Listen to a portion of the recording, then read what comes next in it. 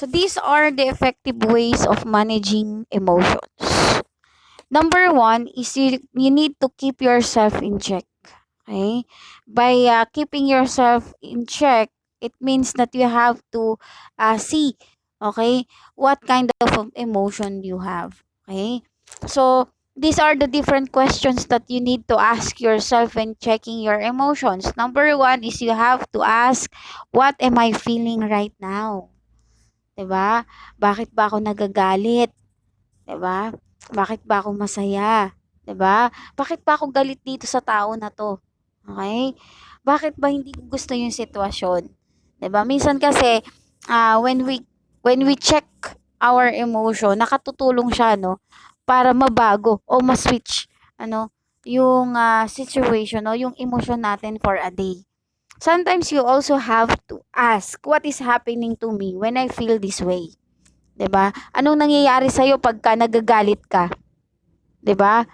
Physiologically, psychologically, what is happening to you when you feel that way? 'Di ba? Kaya mo bang siyang i-handle? 'Di ba? Makakatulong ba siya sa iyo? 'Di ba? Those are the questions that you can ask yourself when you are checking your emotions.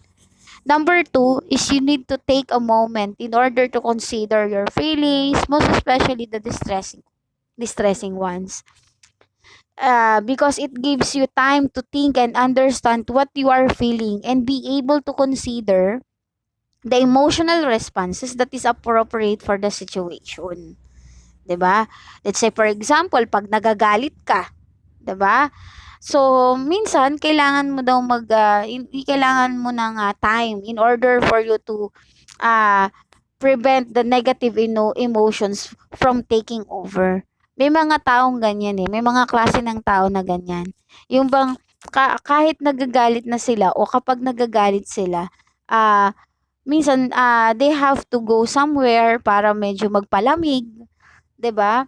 Most especially sa loob ng tahanan pag si nanay at si tatay is nagkaroon ng problema o ng sagutan, 'di ba?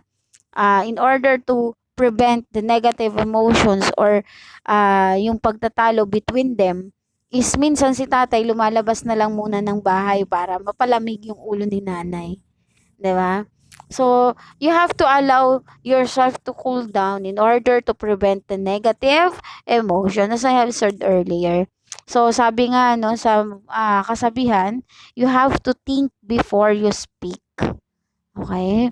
Kasi sometimes from the words that we alter is malaking ano na siya eh.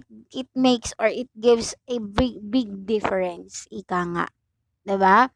Oh, in connection to that, yung number three natin, yung is to handle your anger well. 'Di ba? Syempre pag nagagalit tayo, hindi naman pwedeng galit na galit tayo kaagad. 'Di ba? Sometimes you have to handle it, 'di ba? So, rather than redirecting our actions to others, do something to yourself to relieve the tension. So, pag nagagalit ka, kaysa naman sa magwala ka, magalit ka, minit ng gusto yung ulo mo, minsan kailangan daw na i-ano mo, anong tawag dito, i-redirect mo yung sarili mo in doing things na marirelieve yung tension sa'yo in between you or the other, 'di ba? Sometimes it comes from a simple act, ano sabi nga no, it comes from a simple act that can create a significance difference or significant different. So ano daw 'yun? According to Hazen, noong 2012, ipinaliwanag niya yung mga posture na makatutulong sa isang individual para mabago yung kanyang emotion or ma-shift yung kanyang emotion. So, alamin natin kung ano-ano daw yung mga pwede nating gawin para mabago yung emotion natin. Minsan, pag nagagalit tayo, sa number one, pag nagagalit tayo o pag medyo adverse yung emotion natin, malungkot ka, 'di ba? Sometimes you have to stand straight or sit straight. Relax yourself, 'di ba? Then you need to keep balance of your weight on your both legs. Kasi makakatulong 'yan eh pag ni-relax mo 'yung sarili mo. Sometimes kasi pagka when we feel a lot of burden in ourselves, 'di ba? Ang gusto natin mai-release siya eh, 'di ba? So from that way is nakakaano siya, nakakabawas siya ng tension, 'di ba? Sumunod naman is you need to lower your pitch, most especially kapag nagagalit ka, 'di ba? Sometimes you have to speak slowly, 'di ba? Halimbawa na lang sa magkapatid, 'di ba? Pagka nagkakaproblema sila, 'di ba? The other one or kailangan pag makikipag-usap siya sa kapatid niya is medyo mahinahon, 'di ba? Para hindi niya masasabayan yung galit ng kapatid niya, 'di ba? Just like for example, ako kagabi, 'di ba? I just visited my sister kasi nagkaroon siya ng problema sa tiyuhin ko. And we talk about the situation. So, instead na pagtalunan namin siya, instead na pag-usapan namin siya ng maayos kasi we lowered down our voice, 'di ba? Kumbaga, pinag-usapan namin siya, we speak slowly, 'di ba? Pinaliwanag namin yung side ng isa't isa in order for us to understand where are we coming from. 'Di ba? So, from then on, naintindihan ng kapatid ko kung bakit nagagalit sa kanya yung tiyuhin ko, 'di ba? Oh, then yung tiyuhin ko naman naintindihan din niya kung ano yung sitwasyon, kung bakit gano'n yung kapatid ko. Okay? So, yun yung sa number two. Next is you need to exercise sometimes or you need to make yourself move. 'Di ba? Move your body by means of walking, by doing exercise, 'di ba? Kasi nakaka-release siya ng tension. Alam niyo yun kapag nagjo-jogging ka, tumatakbo ka, 'di ba? Parang naano din siya nare-release yung tension sa katawan mo, 'di ba? Pag stress out ka, 'di ba? Ako pag stress ako, gusto ko lumalabas ako ng bahay. Gusto ko umaalis ako ng bahay. Bakit? Kasi feeling ko I was overly anong tawag dito, masyado na akong nakukulong sa loob ng box. So I have to find somewhere, 'di ba? I have to find something na makakatulong sa akin para ma-release yung stress ko, 'di ba? Or ma-relieve yung stress. Okay? Next one is you need to keep a positive attitude. That is actually most of the time dapat yun yung ginagawa mo in order for you to yung madali mong mai-switch yung emotion na meron ka. Okay? Sabi nga dito striving for happiness and success involves encountering a lot of struggles. Totoo naman yun 'di ba? Ah when you want even if you wanted to become happy or successful in your life, normal lang na pinagdadaanan ng tao yung mga struggles na nararanasan niya. Okay? And often yung emotion natin, ito yung pinakang mabilis na naaapektuhan o madaling naaapektuhan when things we miss out on a good life. 'Di ba? Pag hindi natin nagagawa yung mga bagay na gusto natin, hindi natin nakukuha, 'di ba? Hindi kasi ganun yun kadali 'di ba? At yung emosyon natin, yung mabilis na o madali na naaapektuhan. So, dahil diyan nakakalimutan natin yung mga bagay na magaganda kasi nga dahil sa emotions natin na naapektuhan. Sabi nga ng biyenan ko sa akin when we visited them, sabi ng father-in-law ko, sabi niya, minsan yung palang mga bagay na ipinagdadasal natin, ibinibigay na pala sa atin. Pero hindi lang natin napapansin. Dahil we always see yung mga bad things, yung mga problema, doon tayo nakafocus. Pero yung totoo, nasa harap na pala natin siya. 'Di ba? Kasi nakakalimutan nating maging grateful, 'di ba? Doon sa mga bagay na ibinigay na pala sa atin na hindi natin napapansin because of the struggles and hindrances that we focused on. Okay? So we have to keep a positive attitude, 'di ba? We have to be grateful from the things that we are having or we have right now. Kasi nakakatulong siya. Okay? In order for us to switch the emotions, 'di ba? As fast as we can. Okay?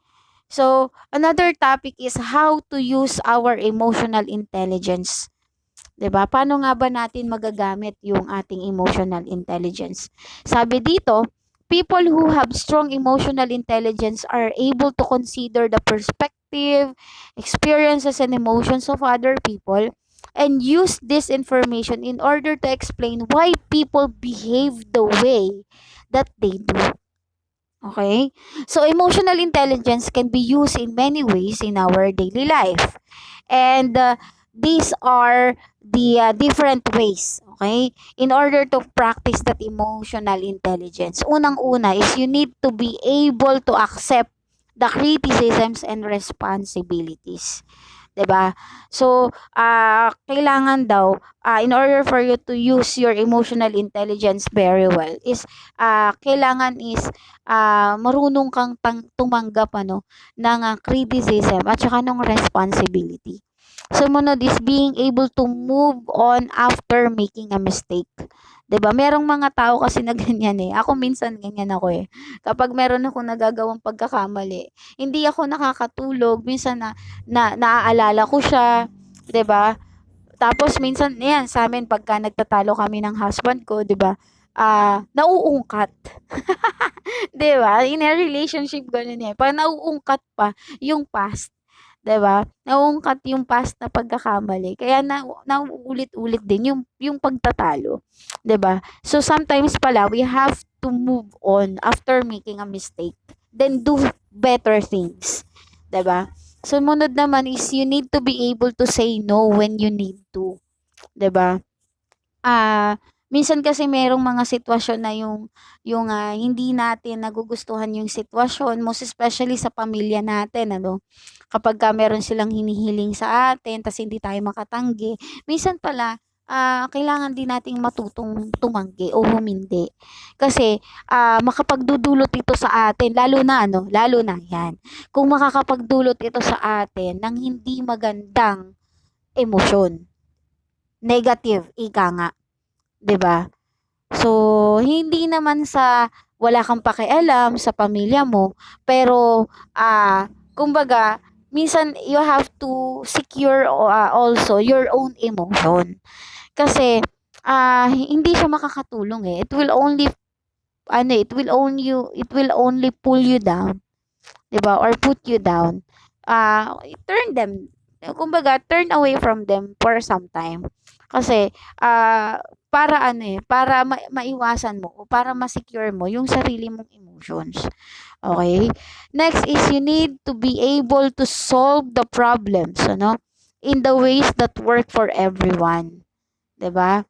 So, there are times na dapat kaya mo ano o kaya ng isang individual na solusyonan ng isang problema na hindi lang para sa kanya kundi para sa nakakarami, most especially sa loob ng tahanan. Okay? So, you need to be able to share your feelings with others. O, 'di ba? So, ang isang individual kailangan marunong din na i-express yung sarili niya o i-share yung sarili niyang nararamdaman sa ibang tao. Kasi in that way, nare-release niya yung tension, nare-relieve niya yung stress, 'di ba? Tapos nakakaano pa siya ng idea kasi maaring yung napag-sharean niya ng kanyang problema is nakakapagbigay ng advice. Okay?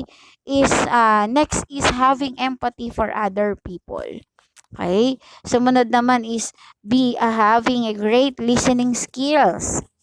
Knowing why you do things you do and not being judgmental of others. Okay? So those are the different ways in order to practice emotional intelligence. Okay? So sabi dito, emotional intelligence is essential for good interpersonal communication. Okay?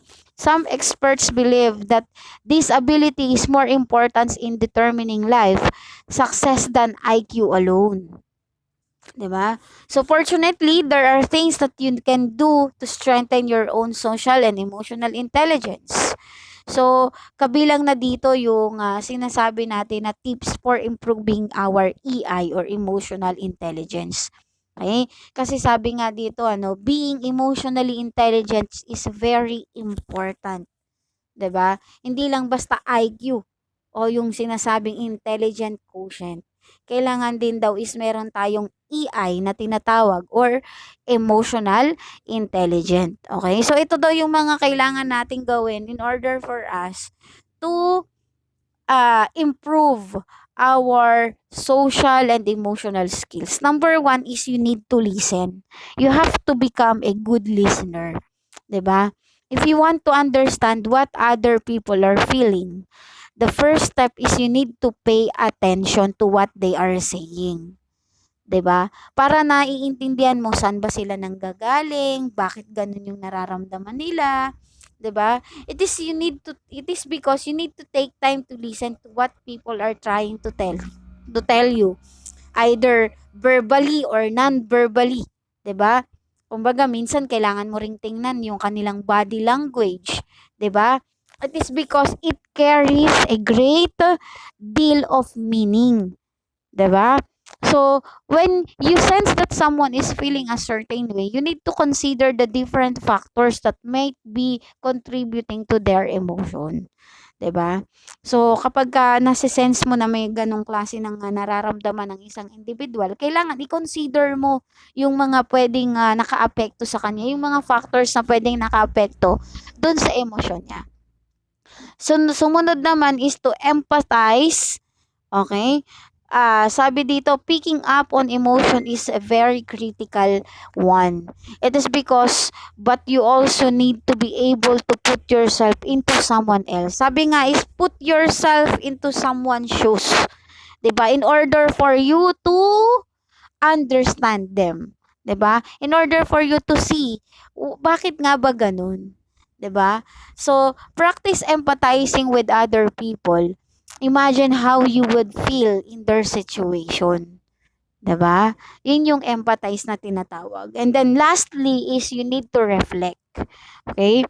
So, reflecting is the ability to reason with emotion is an important part of emotional intelligence. So sometimes you have to consider how your own emotion influence your decisions and emotions. 'Di ba? Halimbawa na lang, very aggressive ka ngayon. 'Di ba? Dahil masama yung loob mo, 'di ba? So minsan kasi ang tao at the peak of their emotion is nakakagawa sila ng mga desisyon na hindi naman dapat. 'Di ba? Minsan nakakaano pa siya, nakakadagdag pa siya, 'di ba? Sa problema, imbis na ma-solve, nadadagdagan pa. Okay? Nakakabigat pa siya. Okay? So, when you are thinking about how other people respond, assess the role that their emotion play. 'Di ba? So, minsan kailangan mong ring tanungin bakit niya nararamdaman 'yon? 'Di ba? Bakit ganun yung mga actions niya, 'di ba? See their behaviors, 'di ba? So, yun nga yun yun yung mga kailangan mong intindihan You have to reflect, okay? Not just by your own emotion but also with the emotions of others. Okay? So, that is our topic about the effective ways on managing emotions, how to use emotional intelligence, and tips for improving emotional intelligence. Okay?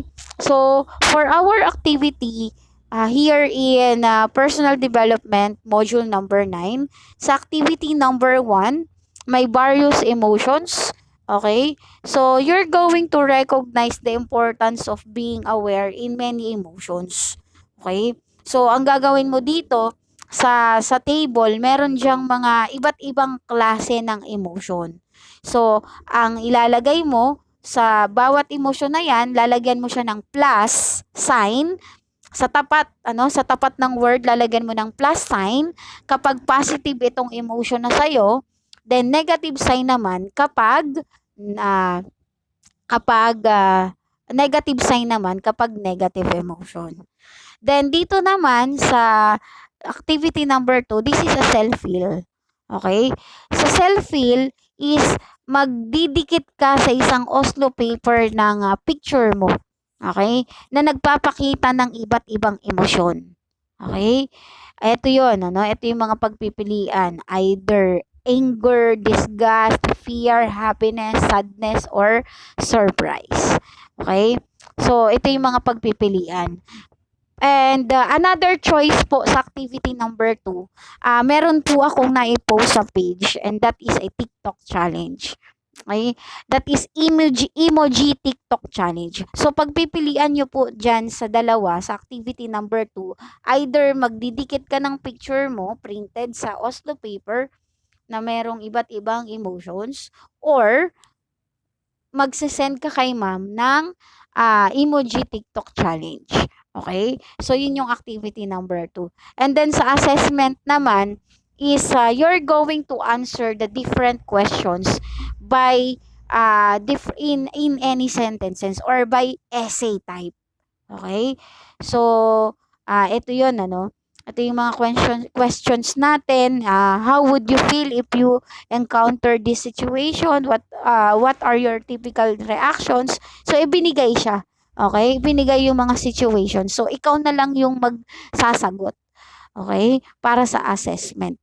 So, you're going to pass your activity 1, 2, and 3 in our Google Classroom. And then, again, ulitin ko sa activity number 2, meron tayong 2 choices. The self-fill, ito ipapasa mo rin nito sa, kapag yung pinili mo is itong self-fill, ipapasa mo ito along with activity 1 and assessment sa GCR. Pero kapag ang pinili mo sa activity number 2 is emoji challenge or TikTok emoji challenge, isi-send mo siya kay ma'am. Okay? Para ma-compile natin siya. Okay? So, that will be our discussion para sa ating module number 9, which is about understanding emotion.